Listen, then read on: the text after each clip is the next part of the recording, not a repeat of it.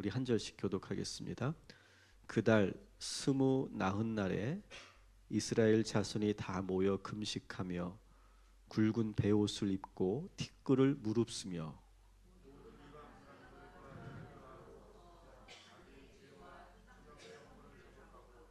그날의 낮 1/4은 그 자리에 서서 그들이 하나님 여호와의 율법책을 낭독하고 낮 1/4은 죄를 자복하며 그들의 하나님 여호와께 경배하는데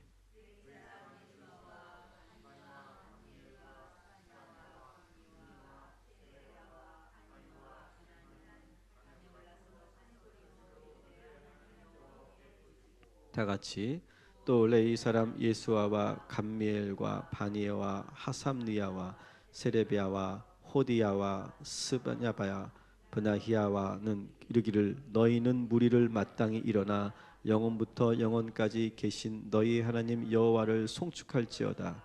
주여 주의 영어로운 이름을 송축하올 것은 주의 이름이 존귀하여 모든 송축이나 찬양에서 뛰어남이니이다. 아멘. 네, 오늘 14번째 말씀입니다. 9장의 말씀인데 우리가 이제 금요심야 때 이제 선교사님들도 오시고 또 지난주에는 또 우리 홍명수 목사님 오셨기 때문에 좀 이렇게 여러분 그 흐름이 끊어져 있을지도 모르겠습니다. 그러나 여러분들을 다 기억하시죠? 네, 기억한다 치고 한번 우리가 이 말씀을 우리가 보는데 이 말씀을 여러분들이 볼 때 예루살렘 성벽이 재건됐어요. 거기서부터 다시 한번 우리가 떠올려 보죠. 예루살렘 성벽이 재건됐고 그리고 7장에 보면 새로운 지도자들을 세웠죠. 그죠? 새로운 지도자를 세우고 그 다음에 이제 에스라가 등장을 하죠. 그리고 에스라를 통해서 말씀을 듣습니다. 그런데 이 말씀을 듣는 이 과정이 몇 번이 계속 반복되냐 하면 3번이 반복되는 거예요. 몇 번이라고요? 3번이 반복되는 거예요. 자, 그렇다면 오늘 이 말씀 오늘도 여기 보니까 어떻게 합니까? 4분의 1을 그 자리에서 서서 여호와 하나님의 율법책을 낭독했다. 들었다는 거죠. 이게 3번째예요. 3번째. 그러면 우리가 이제 다시 한번 기억을 더듬어서 가면 첫 번째는 언제일까요? 첫 번째는 새로운 지도자를 세우고 났더니 이스라엘 백성들이 자발적으로 느헤미야와 에스라를 찾아가죠. 그죠? 에스라 8장이 나오죠. 8장 1절에 자발적으로 자기들이 에스라에게 몰려와서 하나님의 말씀을 듣는 장면 여러분 기억하실 거예요. 그때 그 말씀을 들었던 백성들이 어떤 변화가 일어납니까? 감격과 회개의 눈물을 흘렸다. 이렇게 되어 있죠. 8장 9절에 감격과 회개의 눈물을 흘렸어요. 근데 그때 느헤미야와 에스라가 뭐라고 합니까? 울지 말라. 이렇게 명령하고 그리고 기쁨의 축제를 열 것을 이제 제안합니다. 그때가 언제입니까? 나팔절이었죠. 그죠? 새해가 시작되는 첫날 나팔절이었기 때문에 우리가 지금 울 일이 아니다. 우리가 기쁨의 제사와 축제를 올려드리자. 그러면서 기쁨이 충만해졌어요. 그러니까 이 첫 번째 하나님의 말씀을 들을 때는 기쁨이 충만해졌어요. 감격의 눈물이 흐르고 그리고 기쁨이 충만해지는 그런 역사가 나타났어요. 여러분 우리가 오늘도 주의 말씀을 들을 때 이 첫 번째 주의 말씀을 우리 백성들이 들었을 때 기쁨이 넘치고 감사와 은혜의 눈물이 흘렸던 것처럼 여러분들에게도 그런 말씀의 은혜가 있게 되기를 주님의 이름으로 축원합니다. 두 번째 말씀을 이제 듣게 됩니다. 8장 13절부터 18절에 보면 그 이튿날 누가 또 에스라를 찾아갑니까? 이스라엘의 지도자들이 이 에스라를 찾아가서 두 번째 말씀을 들어요. 그런데 이 두 번째 말씀을 들을 때는 이런 감정적인 은혜, 눈물이 나고 기쁨이 넘치고 하는 그런 감정적인 은혜를 넘어서서 뭔가를 깊이 깨닫는 은혜를 갖게 되죠. 그래서 뭘 깨달았습니까? 우리가 지금까지 말씀대로 율법대로 살지 못하였구나라고 하는 것을 깨닫게 되는 그런 은혜를 경험해요. 여러분, 우리가 하나님의 말씀을 경험할 때 두 번째 은혜가 바로 이거죠. 내가 몰랐던 것을 깨닫게 되는 은혜가 있어요. 그러면서 이 지도자들이 우리가 지금까지 율법대로 살지 못했다는 것을 철저히 알게 되면서, 그러면서 이제 우리가 말씀대로 주님 하나님께서 주신 그 율법대로 살아야 되겠다라고 생각하면서 첫 번째 실천했던 것이 뭡니까? 초막절을 온전히 지키는 것. 그래서 뭐 지붕에나 들에서나 성전 뜰에서 이렇게 여러 가지 초막과 천을 만들어서 초막을 짓고 그 초막절을 지내는 내용이 8장 하반절에 이렇게 나오고 있죠. 그러니까 말씀을 들으면 내가 몰랐던 것을 깨닫게 되고 내가 놓쳤던 것을 깨닫게 되는 거예요. 오늘 여러분들 가운데 이 말씀을 들으면서 여러분들이 미처 몰랐거나 여러분이 미처 잊고 있었던 그 하나님의 음성을 듣고 다시 회복하는 그런 은혜가 있기를 주님의 이름으로 축원합니다. 세 번째가 오늘이에요. 세 번째. 이 세 번째는 오늘 말씀을 여러분 잘 보면 이제는 여러분 이 느헤미야서의 특징은 뭐냐면 막 예루살렘 성벽을 재건하고 막 그렇게 건축할 때는 느헤미야가 앞장섰다가 이제 시간이 지나면서 느헤미야가 사라지죠. 그러면서 누가 등장했어요? 에스라가 등장했어요.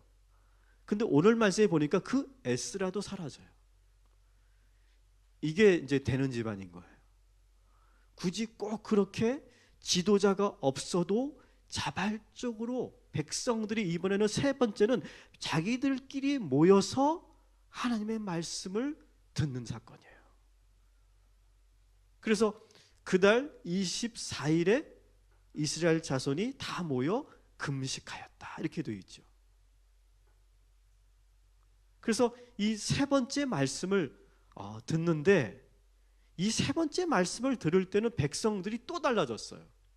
그러니까 여러분 이렇게 말씀을 계속 듣잖아요. 계속 말씀을 들으면 변화가 일어나요. 처음에는 그냥 감정적인 변화, 막 기쁘고 막 행복하고 눈물 나고 막 그냥 내가 좋아 그냥 그런 변화였다면 이제는 두 번째 오늘 말씀인 것처럼 뭔가 막 깨달아져, 알게 돼. 몰랐던 것을 내가 막 확 열리게 되고 막 그런 은혜가 생겨.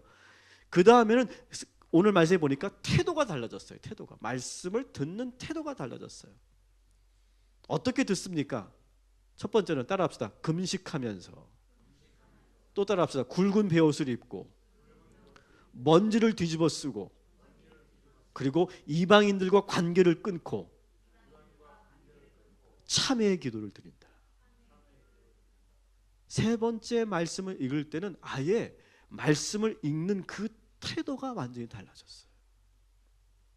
여러분 오늘 우리가 말씀을 들을 때 그냥 가만히 앉아서 듣는 것이 아니라 이렇게 적극적으로, 얼마나 적극적입니까? 그죠? 말씀을 들으면서 이미 내가 회개할 준비, 금식한다는 건 뭐예요? 완전히 전적으로 내가 하나님께 의지하면서 회개하겠다라고 하는 의미죠. 굵은 베옷을 입었다는 것은 가장 슬픈 그런 모습으로, 굵은 베옷을 언제 입습니까? 우리나라에선 전통적으로 장례식 때 입는 거잖아요. 그러니까 가장 슬픔의 그런 모습으로 그렇게 지금 회개하는 모습으로 먼지를 뒤집어 썼다는 건 뭐예요? 내가 지금 너무너무 추하고 그리고 더럽다는 것을 내가 고백하는. 그래서 여러분 이 종교에서 이 신앙에서 가장 큰 은혜를 받을 때가 뭐냐면 자기를 비하할 때예요. 좀 역설적이죠. 자기를 비하할 때 그때 하나님의 은총이 임해요. 근데 우리가 언제 은혜를 못 받냐 하면요, 내가 자고할 때예요. 내가 교만할 때예요. 나의 자아가 살아있을 때예요. 근데 죄를 머리에 뒤집어 썼다는 건 뭐예요? 나는 지금 이 더러운 이 먼지만도 못한 사람이다. 그리고 죄를 뒤집어 썼다는 것은 나는 이미 죽은 시체와 같다. 그렇게 자기 비하를 지금 하는 거예요. 이것은 우리가 영적인 체험을 할 때 꼭 필요한 하나의 과정이죠. 그러니까 하나님의 그런 영적 체험을 할 때 여러분 자기 비하 속으로 여러분 빠져 들어가십시오.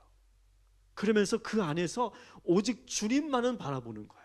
나는 아무것도 할 수 없는 존재, 나는 이미 다 진토만도 못한 존재라고 이 이스라엘 백성들은 그렇게 완전히 지금 자기 자신을 포기하는 상태예요. 그러면서 어떻게 합니까? 오늘 2절에 보니까 이방인들과 관계를 다 끊었어요. 오늘 여러분 이 예배를 드릴 때 저 밖에 있는 그 소식들과 밖에 있었던 그 모든 것을 다 끊고 단절하고 이 예배를 드리시기를 주님의 이름으로 축원합니다. 저는 여러분의 눈만 보면 이분들이 지금 뭐 하고 있는 거 제가 다 알아요. 이게 눈만 보면 이게 딴 생각하고 있는 거 제가 다 알아요. 눈이 오른쪽으로 가느냐 왼쪽으로 가느냐 다 달라요. 저는 이제 그 코칭 공부를 했잖아요. 그래서 저는 이렇게 바디랭귀지를 공부를 했던 게 있어요. 바디랭귀지를. 그래서 이렇게 저한테는 거짓말도 하지 마세요. 이렇게 저는 이렇게 바디랭귀지는 거짓말을 못 해요. 절대. 내가 입으로는 거짓말을 할 수 있지만 절대 내 표정과 얼굴과 바디랭귀지는 거짓말 못 하게 돼 있어요. 그러니까 저한테 거짓말하지 마세요.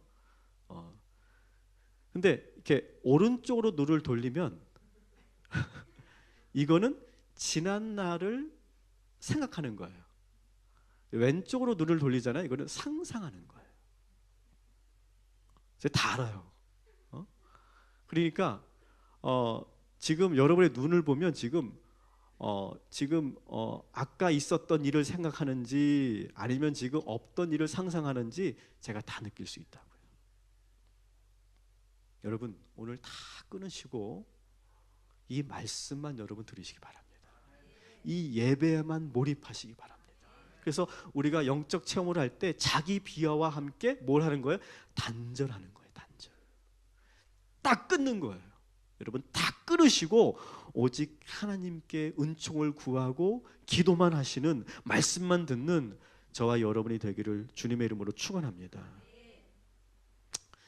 그렇게 세 번째로 하나님의 말씀을 들을 때 이런 태도의 변화와 함께 근본적으로 이 세 번째 말씀을 들을 때는 어떤 역사가 나타나느냐? 그냥 그 말씀을 자꾸 들으니까 자꾸 내 죄가 떠오르는 거예요. 여러분 이게 은혜죠. 들으면 들을수록 내 죄가 떠오르는 거예요. 자꾸 말씀을 들으면서 마치 그 말씀이 거울처럼 내 앞에 딱 있어서 나의 죄가 막 떠오르는 거. 저는 그게 은혜라고 생각해요. 말씀을 들으면서 내가 싫어하는 사람, 저 인간의 죄가 떠오르면 안 돼요. 내 죄가 떠올라야 돼요. 여러분 우리 그리스도인의 가장 큰 은혜는 뭐냐면 어떤 상황을 보면서 거기서 나의 죄가 떠오르는 거예요. 여러분 오늘 우리가 이 말씀을 계속 듣고 또 들으면서 우리가 지금 느헤미야 말씀만 14번을 들었어요. 이 말씀을 계속 듣고 또 들으면서 이렇게 큰 은혜와 변화와 말씀의 능력이 우리에게 나타나게 되기를 주님의 이름으로 간절히 축원합니다. 그래서 말씀을 처음 들을 때 그때 구원의 말씀, 복된 말씀, 그리고 용서와 사랑의 말씀이 먼저 들려오지만 말씀을 계속 읽다 보면 자꾸 우리의 죄가 거울처럼 떠오르는 거예요. 이것이 은혜죠. 그래서 이게 이제 이스라엘 백성들이 세 번째 말씀을 들을 때가 되니까 마음이 무거워지는 거예요. 마음이 왜 무거워지냐면 자꾸 내가 제대로 살지 못했구나, 내가 하나님 말씀대로 살지 못했구나, 정말 내가 죄인이구나, 그런 것들이 막 깨달아지면서 지금 마음이 무거워지는 거예요. 여러분 오늘 우리가 기도하고 말씀을 들을 때 한 주간 우리에게 있었던 그 모든 죄의 흔적들이 모두 떠오르고 그것 때문에 여러분의 얼굴이 어두워지고 내가 근심하며 이것을 내가 어떻게 해야 될까, 내가 그런 간절한 마음으로 오늘 이 시간 회개하는 역사가 나타나게 되기를 주님의 이름으로 간절히 축원합니다. 우리가 한 주간 바쁘게 살면서 무심코 했던 말이 그게 죄라는 것을 깨닫지 못해요. 그게 내가 그렇게 했던 말이 죄였구나, 그것을 깨닫지 못하는 거예요. 그리고 자꾸 우리는 합리화해요. 합리화. 합리화하면서 그게 무슨 죄야? 내가 뭘 잘못했어? 라고 하는데 말씀을 들으면 그 합리화가 와장창 깨져 버려요. 그게 은혜예요. 그게. 그리고 말씀을 들으면서 지난날에 있었던, 과거에 있었던, 그게 3년 전이든 5년 전이든 갑자기 그 말씀을 들으면서 그 죄가 떠올라요. 그게 은혜예요.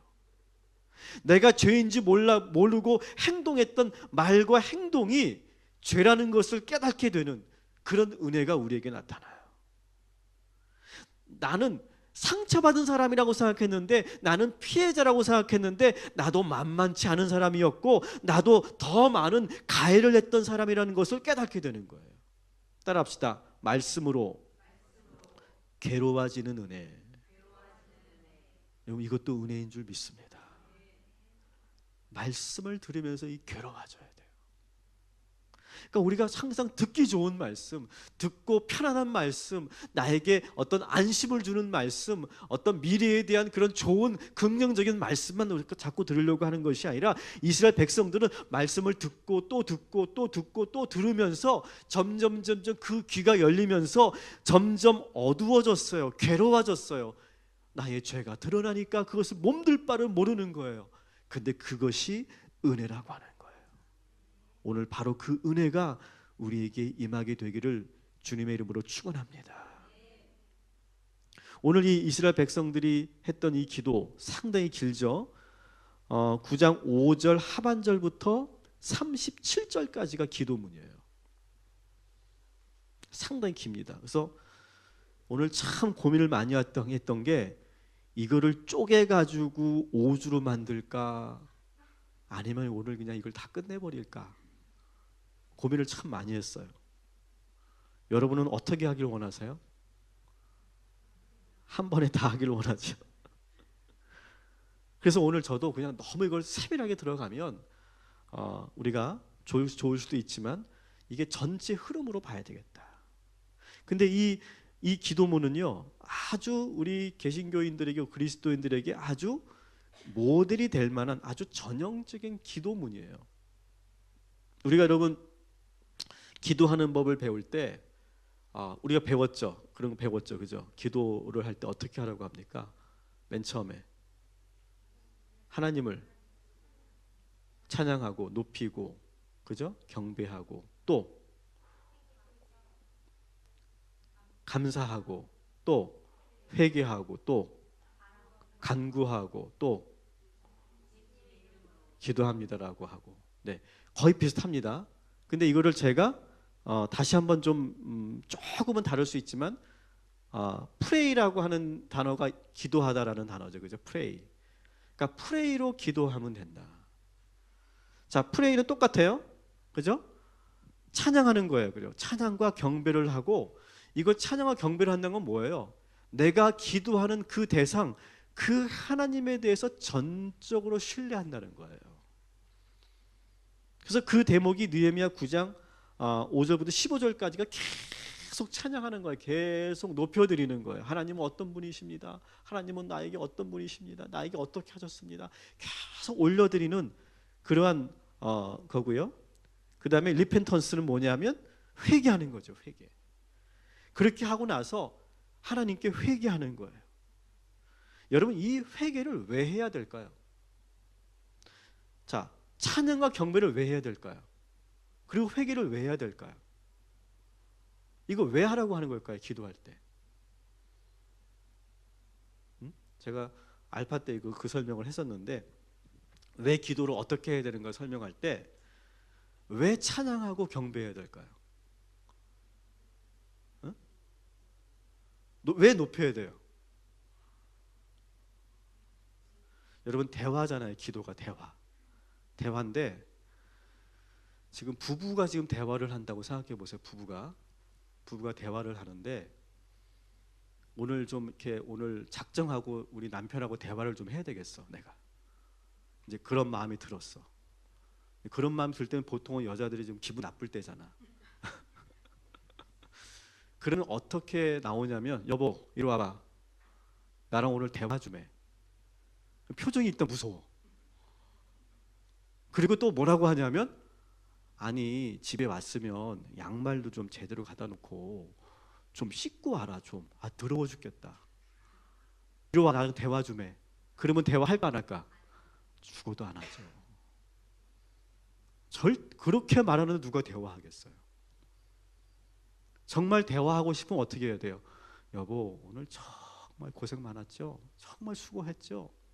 야 정말 내가 오늘은 왠지 막 당신 오기 전에 이렇게 하나님께서 나에게 감동을 주시고 은혜를 주셔서 기도하는데 당신이 얼마나 밖에서 수고하는지 내가 정말 막 가슴이 절절했어요. 오늘 저하고 한번 이야기 좀 나눴으면 좋겠어요. 그러면 어떻게 할까요? 그러면 하고 싶은 거예요. 여러분 우리가 기본적으로 우리가 의사소통을 하고 대화를 할 때는요 상대방에 대한 뭔가 있어야 돼요. 존중하는 마음과 인격적인 대우와 그 다음에 상대방을 신뢰하는 게 있어야 돼요. 여러분 하나님을 먼저 신뢰하고 하나님을 찬양하고 내가 기도하는 그 대상에 대한 온전한 그러한 찬양의 마음, 존경의 마음이 있을 때 하나님께서 우리의 기도를 들어주시는 거죠. 그죠? 자 그러면 회개는 왜 할까요? 회개. 자 이런 식으로 한번 풀어가는 거예요. 기도는 뭐라고요? 대화잖아요. 대화. 근데 회개는 뭐 할까요? 왜 하는 걸까요?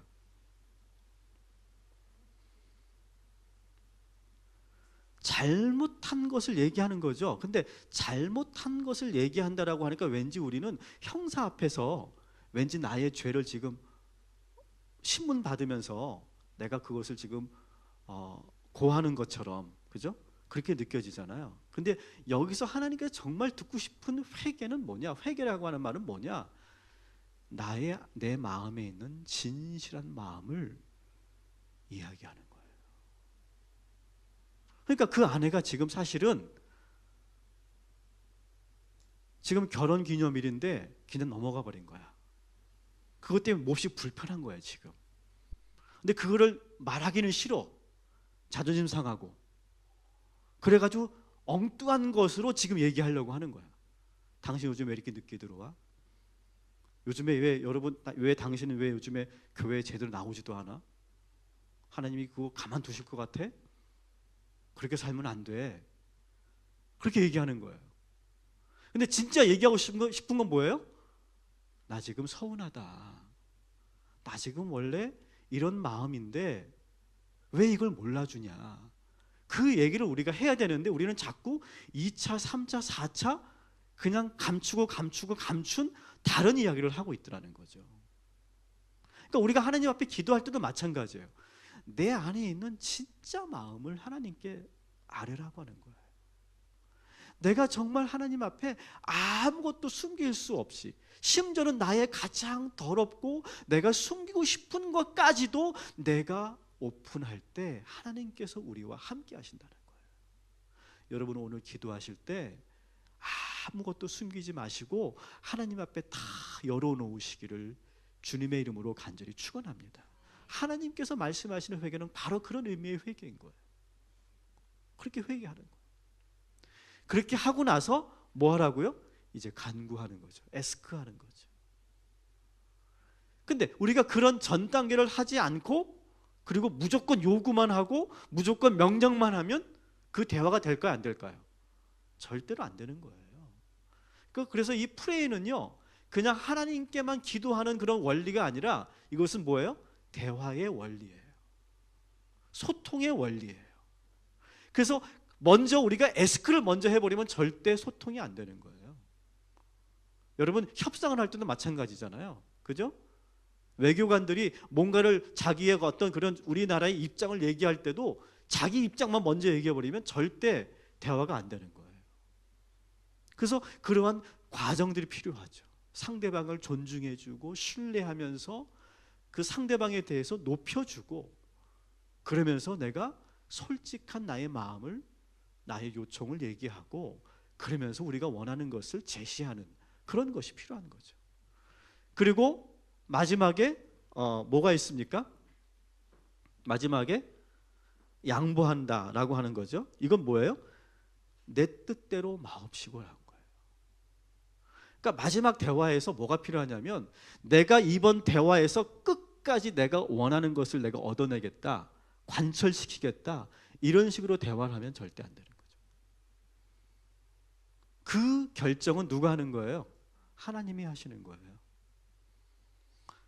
서로가 대화할 때도 마찬가지예요. 서로가 대화할 때도 오늘 내가 끝장을 보겠다, 오늘 네가 죽나 내가 죽나, 그런 식으로 대화한다면 절대 합의가 안 되겠죠.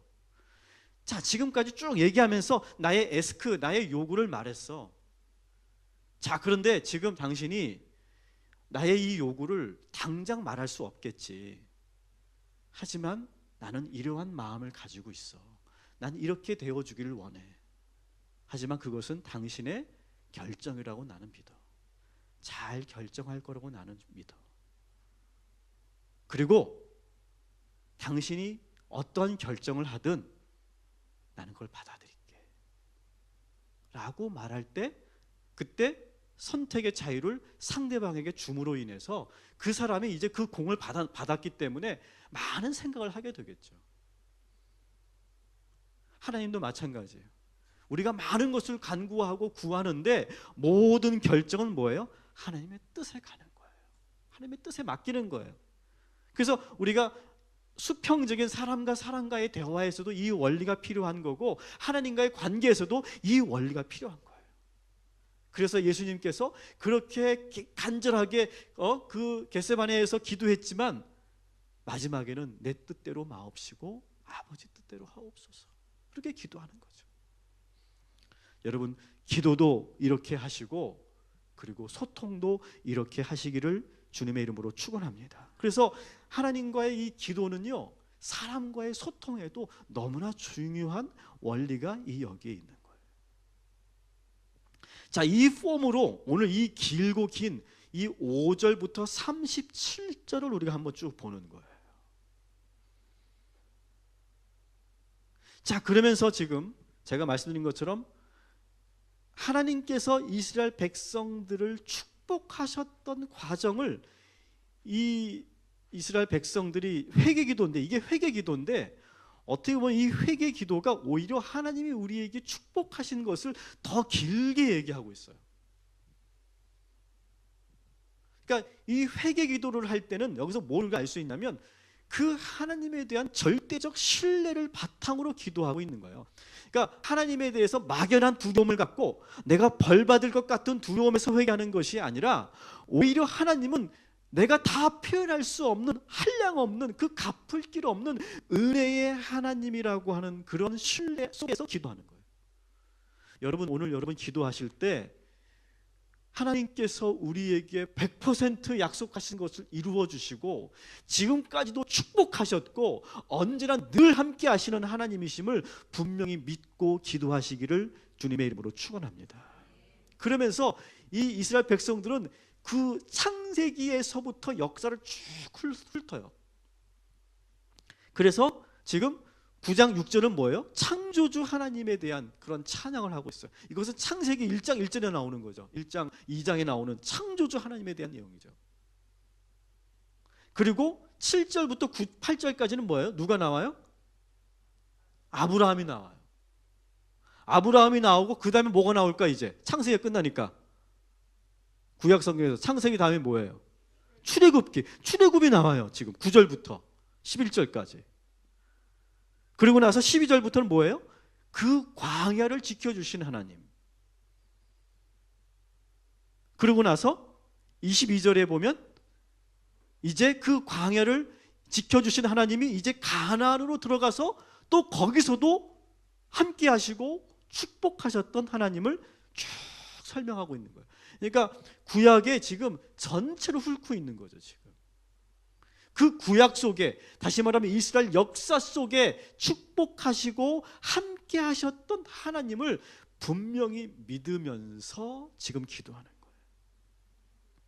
여러분, 오늘 기도하실 때 여러분, 이 구약의 하나님은 바로 우리들의 하나님이시죠. 여러분, 창조주 하나님이시고 아브라함의 하나님이시고 출애굽할 수 있도록 인도해 주신, 우리를 자유케 하신 하나님이시고, 그리고 광야에서도 우리를 지켜주신 하나님이시고, 가나안 땅을 정복하게 하시고 그 땅을 주신 하나님께서 우리와 함께 하시고 우리에게 축복하여 주실 줄 믿습니다.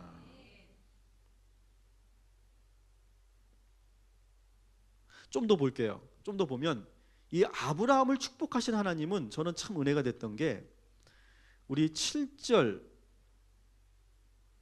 말씀을 같이 한번 읽어보겠습니다. 시작.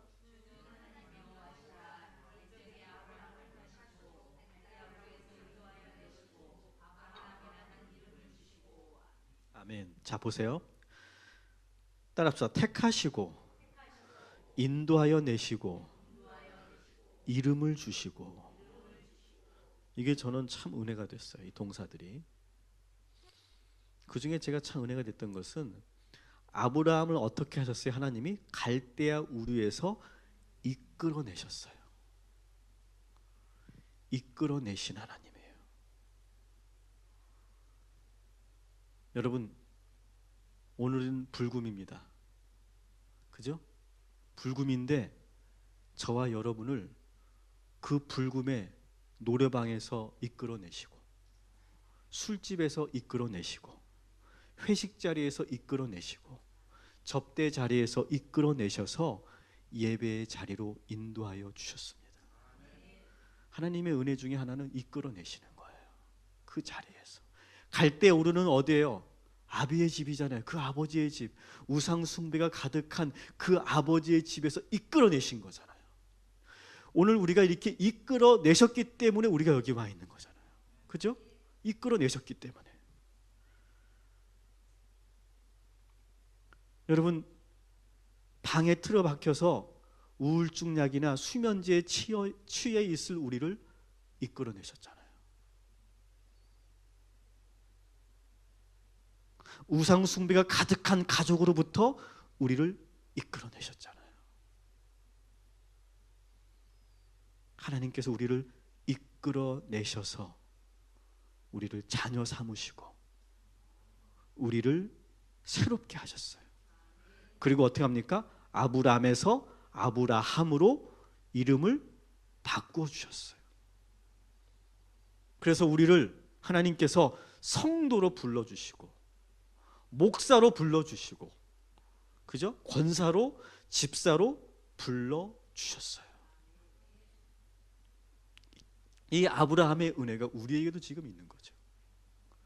오늘 여러분, 우리가 예수 안 믿었으면 여러분 오늘 이 시간에 어디에 있겠어요? 한번 상상해 보세요. 우리가 예수 안 믿었으면 우리가 어디 있었을까? 저는 100% 노래방에 있었을 거예요. 저는 장담할 수 있어. 노래를 너무 좋아해. 그래서 어쩌면 대경이하고 같이 노래하고 있었을지도 모르겠어요. 누가 잘하나 하면서, 누가 더 높이 올라가나 하면서. 물론 내가 졌겠지만 그랬을 거예요. 근데 하나님이 저를 불러내 주셔서 여기에서 설교하게 하시고 목사가 되게 하셨어요. 여러분 다 마찬가지예요. 여러분 거기서 건져내신 거예요. 저도요 방황할 때가 있었잖아요. 그죠? 여러분 아시죠? 제가 방황했을 때. 장건희 권사님은 알아요. 제가 방황했을 때. 물론 저도 잘 압니다. 우리 장건희 권사님이 방황했을 때를. 우리는 서로 그 비밀을 지켜주잖아요. 우리는 서로가 같이 있어야만 하는. 그런데 참 감사한 것은 제가 고등학교 때도 분명히 안 좋은 친구들을 만날 수 있었거든요. 근데 그게 전 싫었어요. 어느 순간부터. 싫고 재미가 없어지더라고요. 아, 정수 형도 좀 알겠네. 정수 형제도.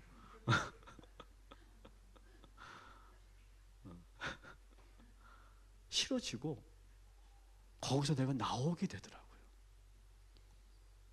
저는 그게 하나님의 은혜인 것 같아요. 우리 자녀들에게도 그런 은혜가 있기를 주님의 이름으로 축원합니다. 끌어내 주시는 하나님. 그래서 석형아 가자. 계속 내 뒤에서, 내 등 뒤에서 계속해서 말씀하시는 거예요. 저기 있는 조대경, 김혜미도 다 마찬가지야. 내가 제자 훈련 때 들어보니까 장난이 아니었어. 정말 뭐 여기 김정수 막 파란만장했어 아주. 그런데 거기에 그냥 두시지 않고 끌어주셨어요. 이게 참 얼마나 은혜인지 모르겠어요. 얼마나 감사한 건지 모르겠어요. 갈대아 우르에서 끌어내 주셔서 축복의 가나안으로 인도해 주신 하나님, 그 하나님을 오늘 우리가 여러분 기도하면서 찬양하시기 바랍니다. 그리고 출애굽하게 하신 하나님이잖아요. 9절부터 11절. 그래서 오늘 말씀에 보니까 하나님이 9절을 한번 같이 읽어볼게요. 시작. 주께서 우리 조상들이 애굽에서 고난받는 것을 감찰하시며 홍해에서 그들의 부르짖음을 들으시고. 아멘. 자 보세요. 감찰하시고 들으시고, 그리고 10절에 나오는 것처럼 기적을 통해 구원하시고, 다시 감찰하시고 들으시고 구원하시는 하나님, 이것이 출애굽의 하나님이잖아요. 그것을 이스라엘 백성들이 말씀을 통해서 알게 된 거예요.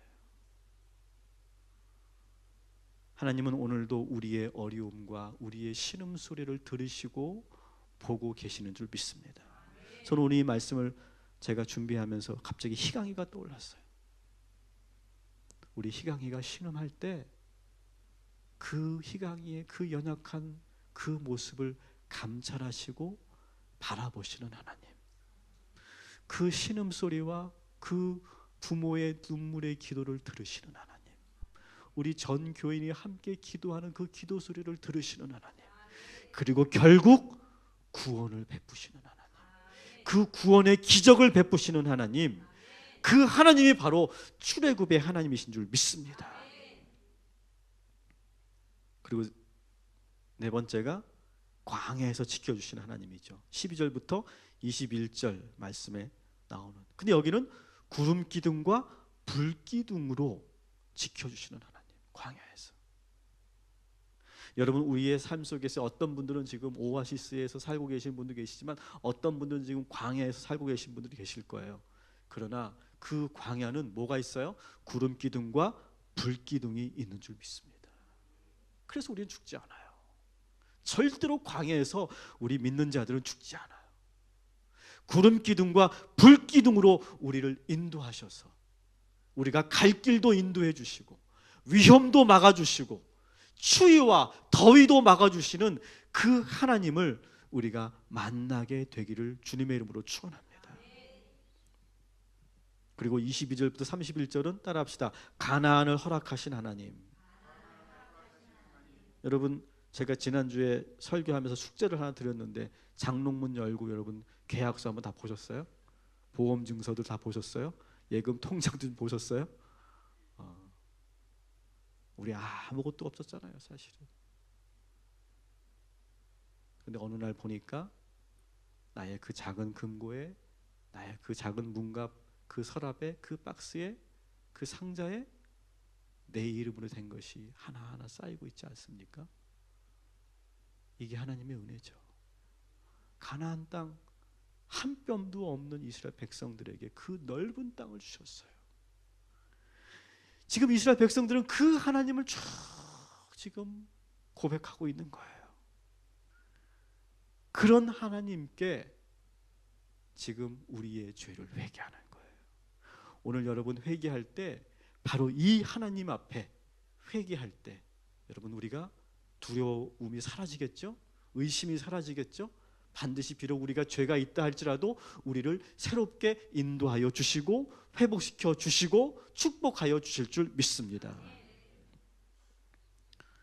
그러면서 이제 16절부터 그렇게 했으면서도 이 이스라엘 백성들이 얼마나 큰 죄를 지었는지, 이 엄청난 은혜와 사랑을 받아놓고도 얼마나 큰 죄를 지었는지를 고백하고 있어요. 근데 오늘 이 말씀이 참 독특하고 제가 보기엔 아주 중요한 저는 대목이라고 생각하는데요. 오늘 말씀을 읽으면요, 지금 회개 기도하고 있는 현재 이 느헤미야 시대에 살고 있는 그 이스라엘 백성들이 자기의 죄를 고백하는 것이 아니라 누구의 죄를 고백합니까? 조상들이 지은 죄를 고백하고 있는 거예요. 이게 좀 저는 매우 독특해요. 자기가 지은 죄를 회개하지 않고 조상들이 지은 죄, 그 출애굽서부터 창세기서부터 출애굽 광야 그리고 그 가나안 땅에 이르기까지 그 모든 과정 속에서 그렇게 은혜와 축복을 주셨음에도 불구하고 큰 죄를 지었던 그 조상들을 위해서 기도하고 있어요. 이게 뭐 여러분 잘못 보면 조상 탓하는 것처럼 보여지죠. 그러나 그게 아니에요. 여러분, 우리가 왜 자꾸 그 죄를 반복할까요? 우리가 자꾸 왜 그 죄의 올무에서 벗어나지 못할까요? 왜 우리 가정은 왜 계속 그 문제에서 벗어나지 못할까요? 왜 우리 가정은 계속 가난의 문제에 빠져 있고, 왜 우리 가정은 자꾸 그 부부의 문제에 빠져 있고, 왜 우리의 가정은 자꾸 알코올 문제에 빠져 있고, 왜 우리 가정은 자꾸 불신의 문제와 그리고 그런 불신앙의 문제에 빠져 있을까요? 그것은 지금 나만의 문제가 아니라 그 오래전부터 흘러내려오는 우리 가정의 역사, 우리 가정의 그러한 모습에서 그것이 있구나라고 하는 거예요.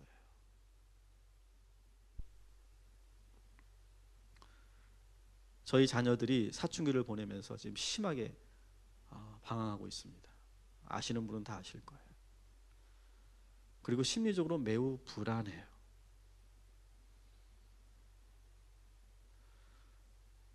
저희 두 부부가 참 이 시기에 이 문제를 놓고 지금도 기도하고 있고, 그리고 우리가 어려운 시간을 보내고 있는데, 그러면서 제가 깨달은 것이 있어요. 우리 아이들이 지금 불안해하는데 아마 그거는 하나의 여러 가지 감정 중에 우울감일 가능성이 많아요. 우울증은 아니지만 우울감일 가능성이 많아요. 근데 이 우울감이 어디서 찾아왔을까? 어디서 시작됐을까? 쭉 보니까 저에게 있었던 거예요. 저도 그렇게 우울한 감정으로 살았었고, 또 거슬러 보니까 우리 어머니도 그랬어요. 그 다음은 제가 그 뭐 할아버지, 증조 할아버지, 할머니에 대한 얘기를 제가 모르지만 그것은 분명히 오랫동안 우리 가정에 흐르고 있는 그런 뿌리 깊은 감정의 죄일 거예요.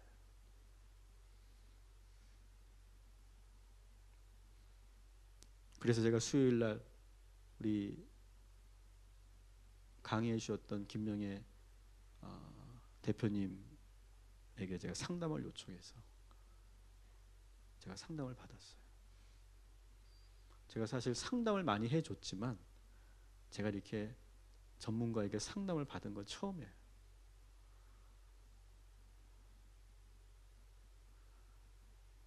그러면서 우리 아이들의 문제가 나로부터 시작됐고 우리 가정으로부터 시작되었구나. 그것을 제가 거기서 상담하면서 물론 전혀 몰랐던 건 아니지만 더 분명하게 그것을 알게 되는 그런 시간이 됐던 거예요.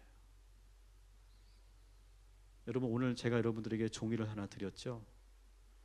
거기에 보면 첫 번째, 두 번째, 세 번째 물음에서 그게 있습니다. 여러분 가정, 여러분 가문이 회개해야 될 내용, 그것을 한번 써보십시오. 여러분, 이걸 한번 꼭 써보시면 좋겠어요. 저는 이 말씀을 준비하고 그 도표를 만들면서 우리 가정 오랫동안 흘러가고 있는 그 죄성의 문제를 제가 보게 된 것 같아요. 그러면서 이 이스라엘 백성들이 회개 기도하면서 우리 조상들이 지금 어떤 죄를 가졌는가를 소개하고 있어요. 그 조상들이 어떤 죄가 있는지 세 가지로 나눌 수 있어요. 한번 25절, 26절을 한번 우리가 찾아서 보겠습니다. 근데 이 세 가지는요, 우리 모두에게 있는 거예요. 보니까 25절, 26절 읽겠습니다. 시작. 그들이 견고한 성읍들과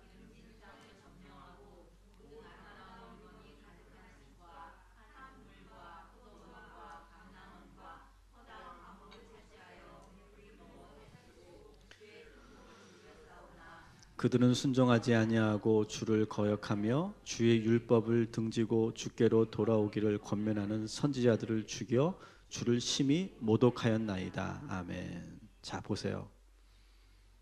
표준세 번역에는 이렇게 되어 있어요. 그렇게 25절에 있는 것처럼 그렇게 잘해줬는데, 잘해주면 잘해줄수록, 여러분 잘해주면 말을 잘 들어야 되잖아요. 그죠?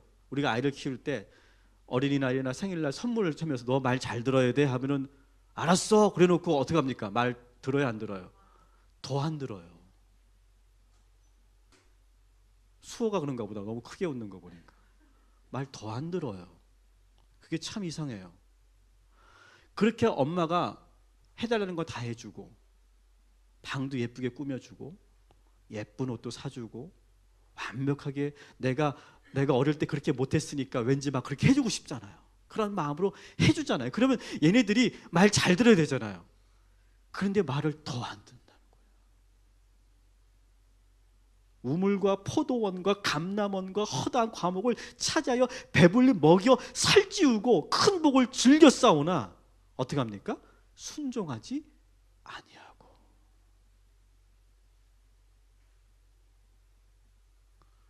이게 사람이에요. 이게 아주 뿌리 깊은 이스라엘의 죄고요. 이게 또한 우리들의 죄예요. 우리 가정의 죄일 수도 있어요. 여러분의 가정, 우리 가정만뿐만 아니라 여러분의 가정의 죄일 수도 있어요. 그렇지 않아요?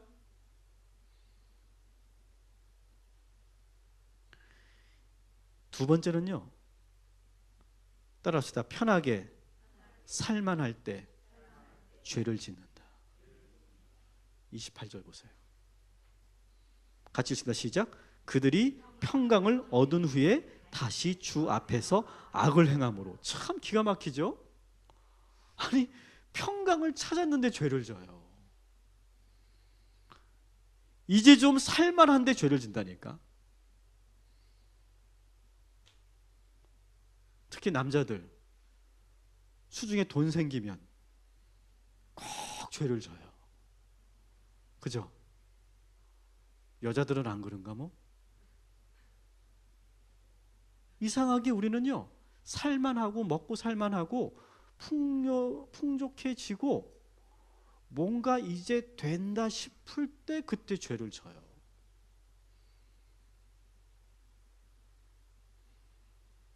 그래서 때로는 이 축복이 어느 땐 갑자기 저주가 될 때가 있어요. 재앙이 될 때가 있어요. 이스라엘 백성들이 지금 그런 거예요, 여러분. 이게 이스라엘 족상들만 그럴까요? 여러분 아마 있을까? 제가 들어보니까 대부분의 집안들이 옛날에 다 잘 살았더라고. 내가 확인을 안 해봐서 모르겠어. 50년 전에 60년 전에 그 등기부등본을 내가 떼어봐야 되는데 무조건 다 잘 살았대. 다 잘 살았대. 내가 모르겠는데. 근데 그 잘 살았을 때 그 할아버지 외할아버지 뭐 했어요? 그 돈으로 바람 피고 뭐 도박하고 술 먹고 뭐 엉뚱한 사업 한답시고 했다가 말아먹고 다 그러잖아요. 그게 조상들의 죄잖아요. 지금 이스라엘 조상의 죄고 이게 우리 가문의 우리 가정의 죄 아니겠어요? 어디나 다 있어요. 또 기가 막힌 것은요, 29절을 보세요.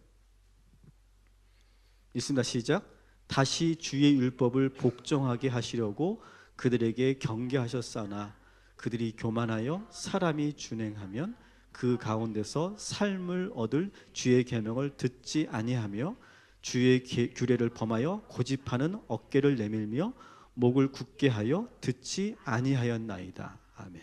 이게 뭐냐면요, 따라합시다. 잘 살라고 타이르고 권면하면 더 어긋난다. 너 이렇게 해라. 너 이렇게 해야지 잘 된다. 엄마 말 들어라. 너 이렇게 하는 것이 맞는 거다. 이렇게 얘기하면요, 더 말을 안 들어요. 참, 인간은 그래서 죄인인 것 같아요. 이렇게 해라라고 하면 반대로 살아요. 그게 이스라엘 조상들의 모습이고 우리 가정의 문제고 나의 문제 아니겠어요, 지금. 아주 근본적이고 아주 뿌리 깊은 이 죄성이 지금 우리들에게 아주 깊이 박혀 있더라는 거예요.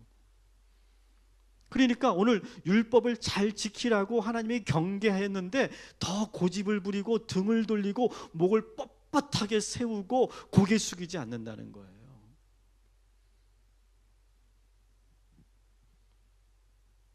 자기들은 깨달았어요.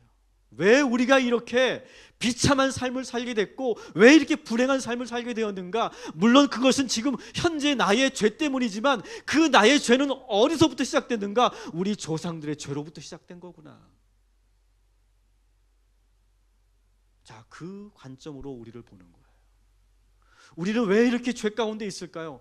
우리의 가정에 아주 전통적으로 뿌리 깊이 흘러내려오는 그러한 그 죄성, 이 세 가지 이 보편적 죄성이 우리 인간 모두에게 있기 때문에 그래요.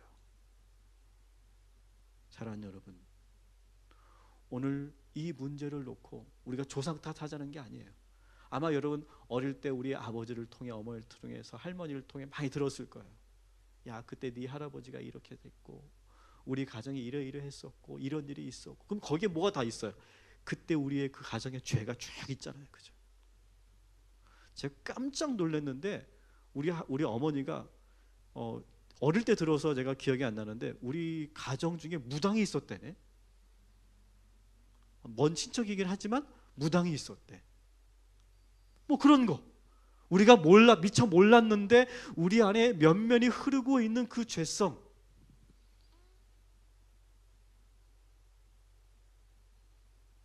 또 그것이 나한테 흘러 들어왔고 나의 그 죄성이 또 우리 자녀들에게 그대로 흘러가고 있는 그 죄성, 오늘 그것을 우리 깊이 통찰하면서 하나님 앞에 오늘 이 이스라엘 백성들처럼 이 말씀을 듣고 자복하고 회개하는 은혜가 있게 되기를 주님의 이름으로 축원합니다. 그래서 한번 그 용지를 한번 피시고 나중에 그것을 완성하시더라도 그냥 그 항목에 맞게 단어만이라도 한번 한 장 써보세요. 단어만이라도. 여러분만 알아보면 되잖아요. 단어만이라도. 그래서 첫 번째는 당신이 믿고 체험한 하나님은 어떤 분이십니까? 지금 이스라엘 백성들은 창세기에서부터 쭉 해서 가나안에 이르기까지 그때 그 체험했던 그 하나님을 쭉 지금 쓰고 있죠. 그래서 혹시 모태신앙이시라면 아주 3대 4대 기독교 가정이시라면 우리 가정 안에 하나님께서 함께 하셨던 그 하나님의 이야기 그걸 써보세요. 1대시라면 지금 현재까지 여러분들을 인도하셨던 그 하나님의 그 인도하심을 한번 써보세요. 짧게 단어만 한번 써보세요. 그리고 두 번째로 우리 가족사 안에 축복하셨고 베풀어 주셨던 은혜. 그리고 세 번째가 우리 가족사 안에 뿌리 깊은 반복되는 죄.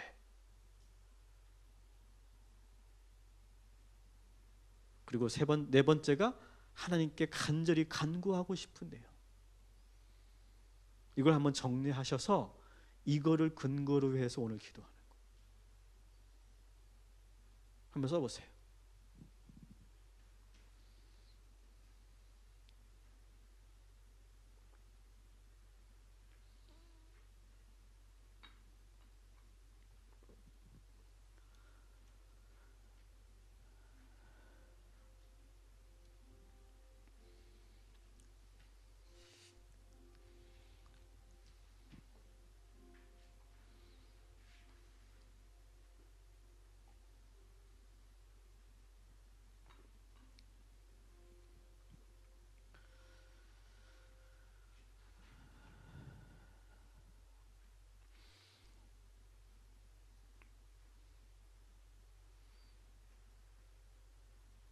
자, 우리 씻었으면 집에 가서 한번 꼭 완성을 좀 해보시면 좋을 것 같아요. 그러면 우리가 느헤미야 9장의 그 말씀을 우리가 그대로 한번 써보는 것 같은 똑같은 효과가 있을 겁니다. 그렇게 해보시고 오늘 주신 말씀을 우리가 기억하면서 우리 함께 찬양하고 기도하도록 하겠습니다.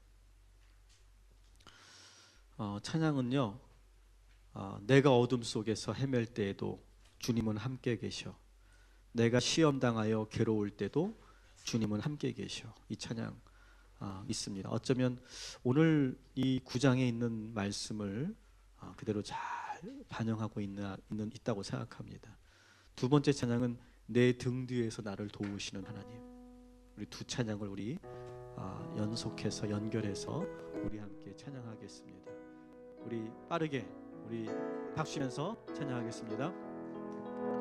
내가 어둠 속에서 헤맬 때에도 주님은 함께 계셔.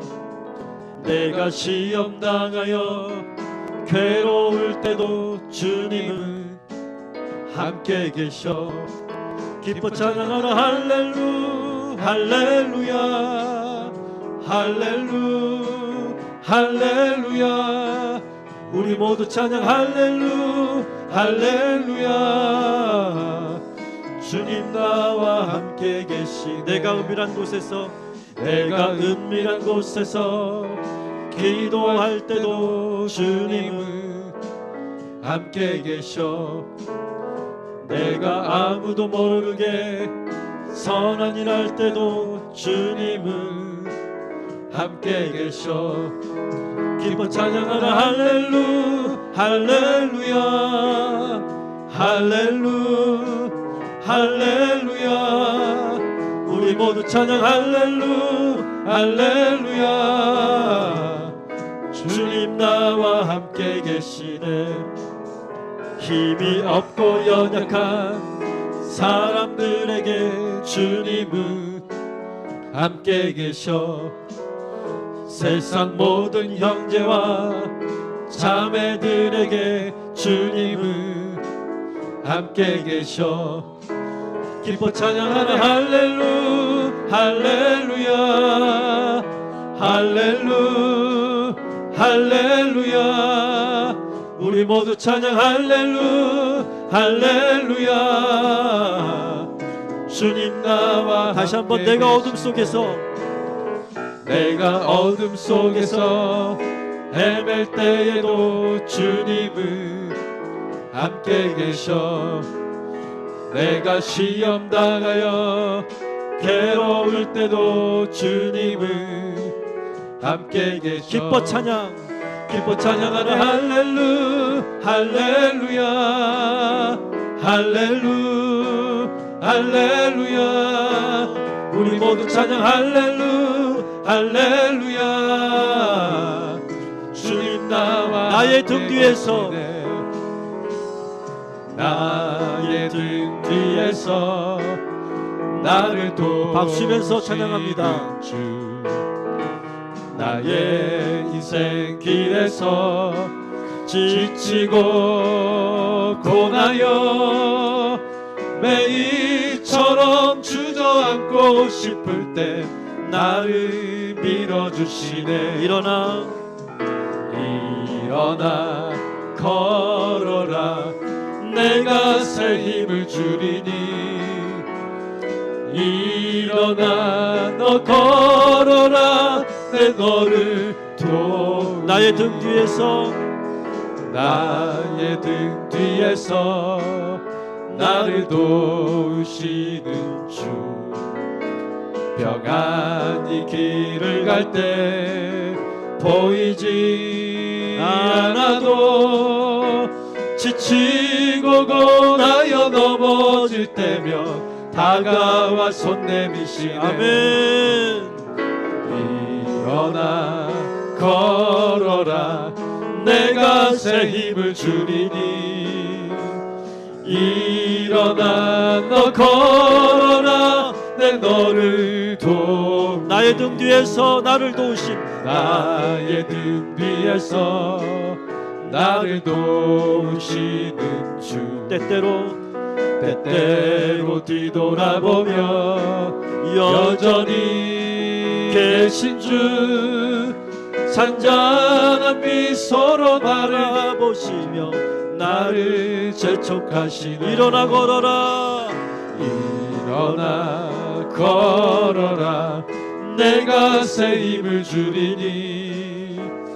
일어나 너 걸어라. 내 너를 일어나 걸어라. 일어나 걸어라.